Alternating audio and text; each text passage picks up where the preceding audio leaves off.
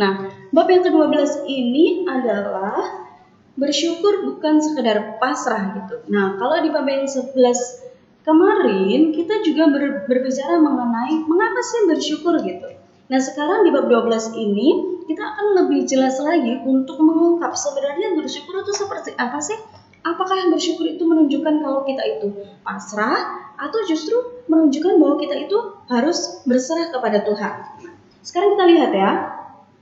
Di bagian yang B, kalian bisa lihat dan juga kalian bisa baca di bagian yang B, bersyukur bukan sekedar pasrah. Maksudnya adalah yang poin pertama, kita bersyukur untuk karunia Allah yang paling penting, yaitu pengorbanan Tuhan Yesus di kayu salib yang menghapuskan dosa kita dan memberikan jaminan keselamatan untuk kehidupan di akhirat nanti.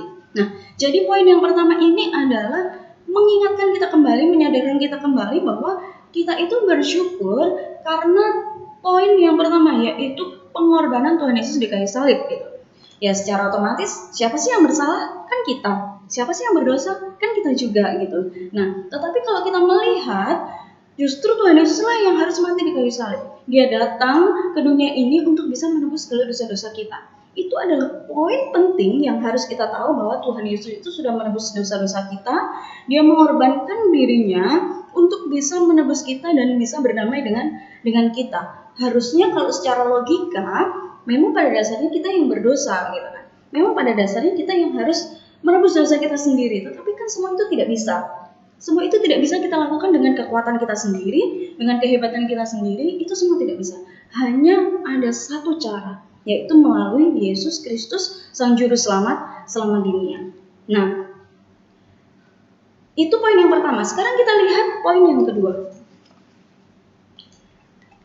Kita bersyukur karena kita mengingat apa yang Allah sudah lakukan untuk kita. Memberikan orang tua, kesempatan bersekolah, kesehatan, tempat tinggal, teman-teman, dan lain sebagainya. Jadi kenapa sih kamu bersyukur? Ya, itu tadi.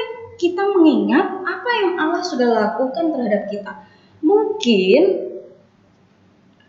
kita sampai lupa nih. Kita sampai lupa apa ya kira-kira yang Tuhan itu udah berikan kepada kita gitu, saking banyaknya. Padahal semuanya cuma simpel aja sih. Ketika kita ditanya kenapa kamu bersyukur? Ya, aku masih bisa hidup, gitu kan?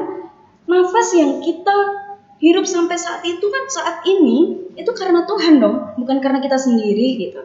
Nah, jadi ketika ditanya kenapa kita harus bersyukur, alasannya adalah karena kita sudah memiliki banyak hal. Yang terutama adalah nafas kita, kesehatan kita, dan yang lain-lainnya lah gitu ya.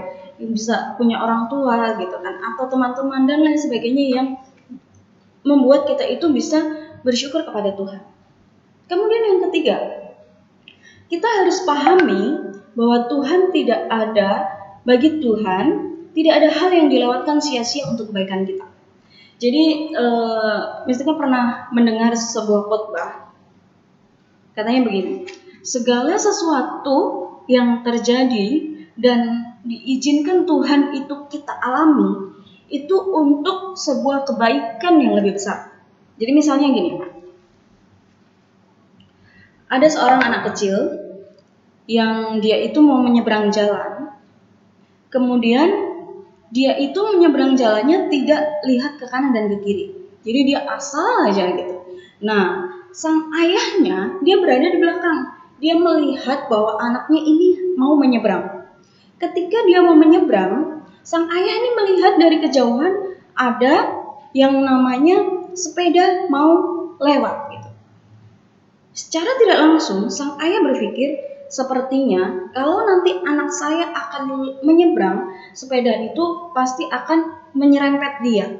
Tetapi, sang ayah berpikir begini, tidak apa-apalah anak saya keserempet, toh nanti dia bisa belajar untuk melihat ke kanan dan ke kiri dan lebih berhati-hati ketika menyeberang.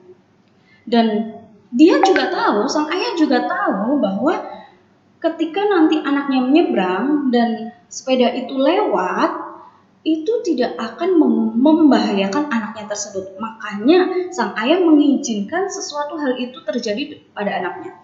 Dan ketika itu, Anaknya pun menyeberang dan kemudian sepeda itu lewat dan anak itu pun terserempet oleh sepeda. Dia jatuh, dia menangis dan sang ayah menghampiri dia. Nak, kamu sudah tahu kan kalau berjalan, kalau menyeberang itu harus bisa lihat ke kanan dan ke kiri. Kita harus berhati-hati, bukan seenaknya sendiri kita menyeberang. Akibatnya kamu terserempet oleh sepeda, gitu kan. Ini adalah sebuah teguran di mana kamu harus bisa lebih baik lagi, gitu. Ketika kamu menyeberang, kamu harus lebih berhati-hati lagi. Nah, begitulah Tuhan Yesus juga mengizinkan suatu hal itu terjadi dalam hidup kita untuk sebuah kebaikan yang lebih besar yang kita itu tidak pernah tahu kebaikan apa ya yang terjadi dalam kehidupan kita. Setelah nanti beberapa waktu yang akan datang, baru kita akan tahu bahwa oh iya, ternyata Tuhan memberikan hal itu terjadi dalam hidup saya karena Tuhan ingin sesuatu yang lebih baik lagi terjadi dalam hidup saya. Itu adalah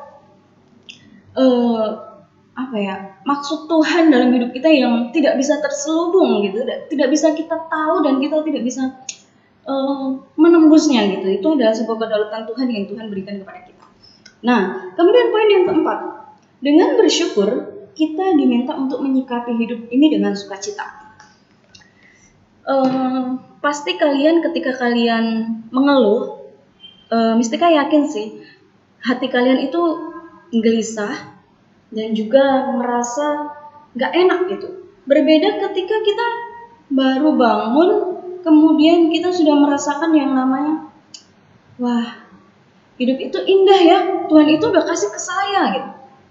Itu pasti dari pagi sampai malam kita akan merasakan yang namanya sukacita. Terlebih jangan lupa ketika kita bangun pagi, kita harus sudah siapkan, kita harus sudah bisa menyembah Tuhan, berterima kasih kepada Tuhan, dan Tuhan itu pasti akan memberikan sukacita itu penuh pada diri kita gitu. Yang jelas jangan sampai ketika kita bangun pagi itu kita sudah mengeluh dan kita nggak pernah mengandalkan Tuhan dalam kehidupan kita. Sekarang kita lihat poin yang kelima. Kita juga bersyukur untuk misi Allah bagi manusia, termasuk kita di dunia ini. Ya, kita menjalankan misinya Allah. Misi Allah itu seperti apa sih? Gitu. Misi Allah itu menginginkan supaya anak-anaknya itu umat Tuhan, orang percaya yang ada di dunia ini itu bisa menyebarkan yang namanya kasih, yang bisa menyebarkan yang namanya kebaikan dan lain sebagainya. Gitu. Jadi kita dari sekaranglah yang bisa mencontohkan kepada orang lain, karena misi Tuhan adalah membawa seluruh bangsa untuk dapat datang kepada Dia dan juga percaya kepadanya.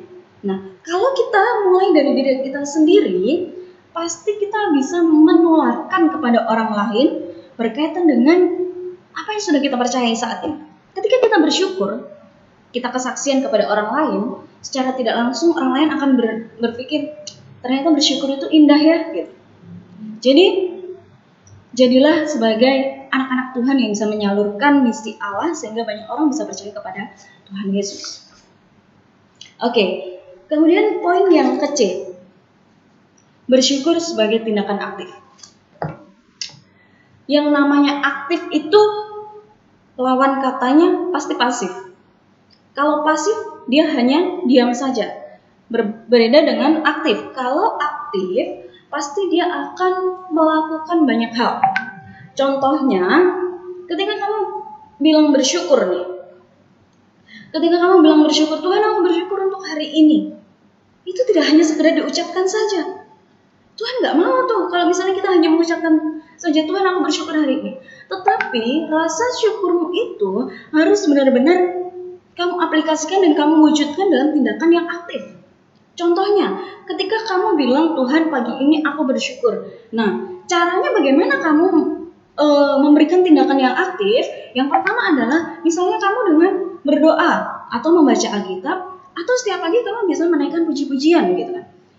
Atau hal yang paling simpel yang bisa kalian lakukan adalah menaikkan syukur kita dengan cara menolong orang-orang di sekeliling kita. Misalnya kita menolong orang tua kita, menolong diri kita, koko kita, cici kita, dan lain sebagainya gitu. Itu adalah sebuah tindakan aktif gitu. Jadi ketika kita beriman kepada Tuhan, kita percaya kepadanya, dan kita bersyukur kepada Tuhan, lakukanlah itu dengan aktif. Jangan hanya sekedar dalam kata-kata saja. Ibaratnya kalian tahu calo ya. Calo itu adalah orang-orang yang berusaha untuk membawa penumpang kepada transportasi umum, misalnya bis gitu kan. Jadi calo itu akan bilang kepada semua penumpang nih yang masih jauh-jauh nih dari kejauhan, dia akan bilang, misalnya gambir gitu kan. Nah, si calo ini dia hanya berkata-kata saja mengundang banyak orang itu supaya naik bus itu menuju ke Gambir. Dia nggak ikut gitu. Itu adalah hanya perkataan saja yang dia lakukan. Kalau misalnya dia melakukan, harusnya ketika dia bilang Gambir, dia ikut naik ke bis, dia ikut ke stasiun Gambir atau ke terminal Gambir gitu ya. Jadi dari sini kita belajar tidak hanya sebuah kata-kata saja yang bisa kita berikan dengan ungkapan syukur kita, tetapi kita juga bisa lakukan dalam kehidupan kita sehari-hari. Ya, anak-anak yang dikasih Tuhan, kelas 8, bersyukur itu tidak hanya pasrah, tetapi kita berserah. Bagaimana sih berserah? Berserah itu menyerahkan hidup kita sepenuhnya kepada tangan Tuhan. Tetapi bukan berarti kita diam. Kita harus tetap melakukan banyak hal, kita melakukan hal-hal yang baik di hadapan Tuhan, tetapi kita menyerahkan hidup kita kepada Tuhan. Bukan sebaliknya, kita melakukan banyak hal, kita melakukan kebaikan, tetapi kita lakukan untuk kebaikan diri kita sendiri. Untuk pujian bagi diri kita sendiri, itu tidak. Jadi ketika kamu melakukan segala sesuatu, lakukanlah itu untuk Tuhan. Dan berserahlah kepada Tuhan bahwa apa yang kamu lakukan itu sungguh-sungguh kamu lakukan untuk Tuhan. Belajar berserah, dan kita yakini bahwa kita itu selalu memerlukan Tuhan. Seperti yang kalian bisa lihat di kegiatan pembelajaran, itu ada menyanyikan Kidung Jemaat nomor 457, Ya Tuhan tiap jam. Nah, di situ ayat liriknya sungguh-sungguh menyentuh kita semua bahwa kita itu memang benar-benar membutuhkan Tuhan dalam hidup kita gitu. Dan kita harus berserah itu kepada Tuhan gitu kan, karena kita selalu mengandalkan Tuhan dalam kehidupan kita. Kira-kira nadanya seperti ini. Ya Tuhan tiap jam ku memerlukan-Mu, Engkau yang memberi sejahtera penuh setiap jam, ya Tuhan, jika ku perlukan, ku datang Juru Selamat, berkatilah. Ya, sekian materi yang bisa Ibu berikan kepada kalian. Tolong ditonton sampai habis ya gitu, karena ini juga memberikan motivasi kepada kita untuk kita terus bersyukur kepada Tuhan karena Tuhan begitu baik pada kita. Oke, sekian. Terima kasih, Tuhan Yesus memberkati.